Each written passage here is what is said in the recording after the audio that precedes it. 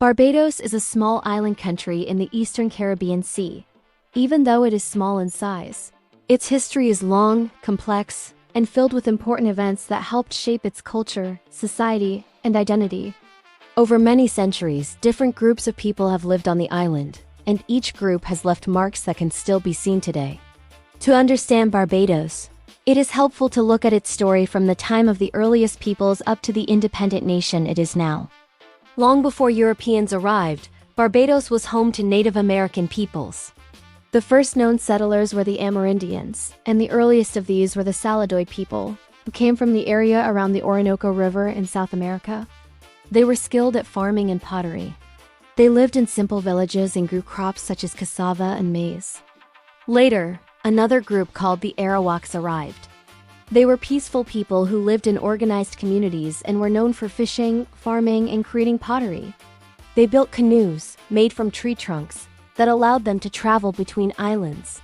The Arawaks called the island Icharuga name, which means red land or red stone, because of the island's reddish soil. By around the 13th century, the Caribs, a more warlike group also from South America, began moving through the Caribbean. They were known for raiding other islands, including those where the Arawaks lived. It is not completely clear whether the Caribs settled in large numbers in Barbados, but they did visit the island and may have displaced or absorbed some of the Arawak population. Overall, life on Barbados before European arrival was based on fishing, farming, and community living. There were no large kingdoms or armies, and the island's small size meant that communities stayed relatively close to nature. The first European explorer believed to have seen Barbados was the Spanish navigator Rodrigo de Bastidas in the early 1500s. The Spanish did not settle on the island, but they captured and enslaved many of the indigenous people, taking them to work in mines and plantations in other parts of the Caribbean and Central America. Because of this, when future Europeans arrived, they found Barbados almost empty of people. The Portuguese also visited the island during the 1500s. They named it Os Barbados, meaning the bearded ones, either because the island's fig trees had long-hanging roots that looked like beards or because they saw bearded men, possibly Carib warriors. However, like the Spanish, the Portuguese did not settle permanently. They used the island mostly as a stopping point. Permanent European settlement began when the English arrived in 1627. They claimed the island for King Charles I and named it the colony of Barbados. From that moment, the island's history changed dramatically.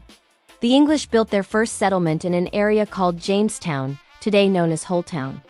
Early settlers tried small-scale farming and raising animals. At first, the English settlers relied on indentured servants, poor Europeans, who agreed to work for several years in exchange for passage to the Caribbean. Many of these were Irish, Scottish, or English people who were struggling in Europe or had been forced into service. During the early years, settlers experimented with growing different crops such as tobacco and cotton. Tobacco brought some income, but it soon faced strong competition from Virginia and other places. The breakthrough came when they started to grow sugarcane. Sugar transformed Barbados. In the 1640s, planters learned how to grow sugarcane effectively and how to process it into sugar and rum. Sugar quickly became extremely valuable in Europe, and Barbados became one of the richest colonies in the English Empire. Sugar plantations rapidly spread across the island. As sugar production increased, plantation owners needed more labor.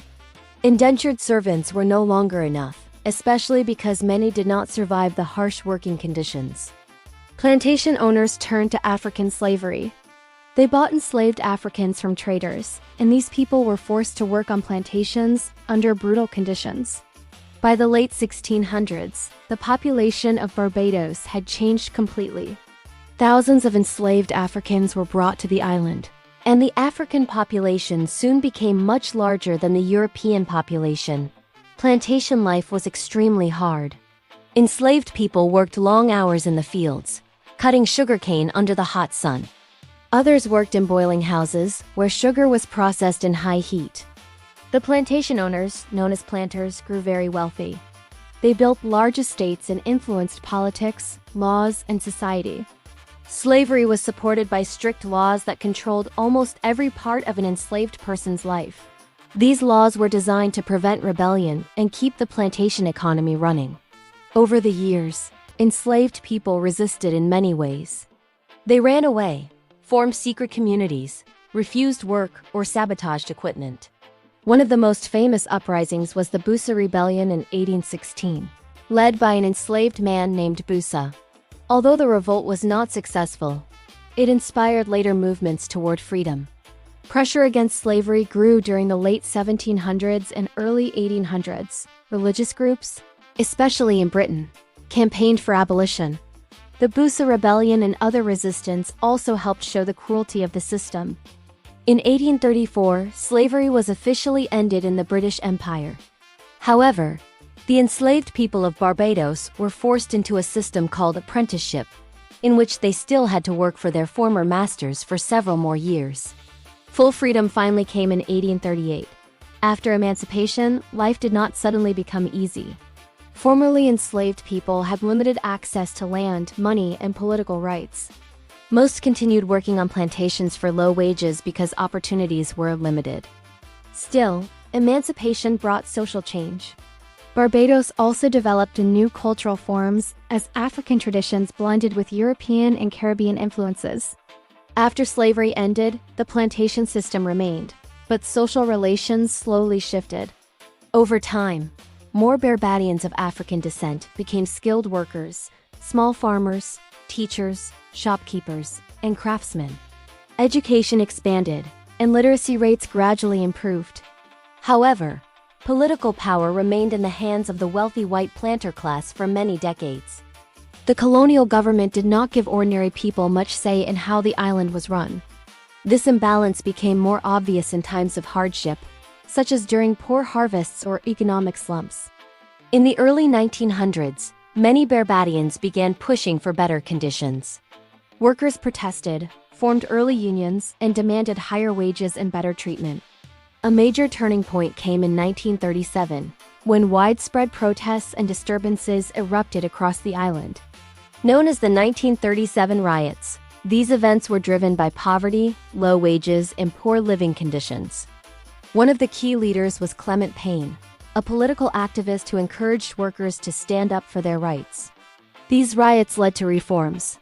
Britain sent commissions to study the situation and recommended major changes. Slowly, Barbadians began gaining more political rights, including the right to vote. During the 1940s and 1950s, political parties took shape. The most important was the Barbados Labour Party (BLP), formed in 1938 and led by Sir Grantley Adams. The party demanded social improvement, better wages, education reform, and more political representation. Barbados also joined the short-lived West Indies Federation in 1958, a political union of several Caribbean islands trying to form a single independent state. However, the federation did not last and dissolved in 1962. After the collapse of the federation, Barbados moved toward full independence on its own. A new political leader emerged, Errol Walton Barrow, founder of the Democratic Labour Party (DLP). Barrow pushed strongly for independence, modern development, and social equality. Finally, on November 30, 1966, Barbados became an independent nation within the Commonwealth, with Errol Barrow as the first Prime Minister. The British monarch remained the head of state, represented by a Governor-General. Independence brought pride and hope for a better future. Since 1966, Barbados has been known for its political stability, educated population, and strong institutions. It developed an economy based on tourism, services, manufacturing, and international business. Sugar remained important for many years but became less dominant as the economy diversified.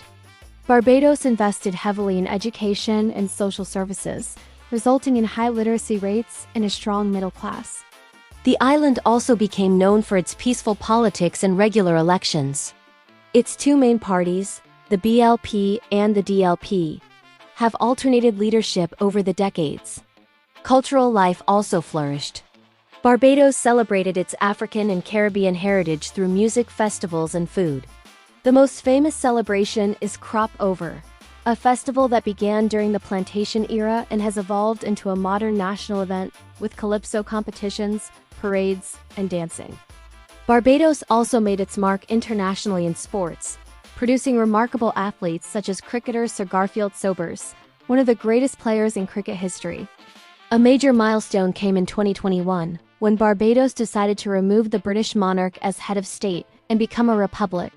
On November 30, 2021, exactly 55 years after independence, Barbados officially became the Republic of Barbados. A Barbadian president replaced the Governor-General, marking the final step in the country's long journey of self-government. Dame Sandra Mason became the first president. This transition symbolized national pride, independence, and the desire to fully control the island's own future. The change was peaceful and celebrated widely across the country. Today, Barbados is known for being one of the most developed and stable countries in the Caribbean. It has a strong tourism industry, but it is also working to diversify into technology, renewable energy, and creative industries. The government continues to focus on education, health, and economic resilience.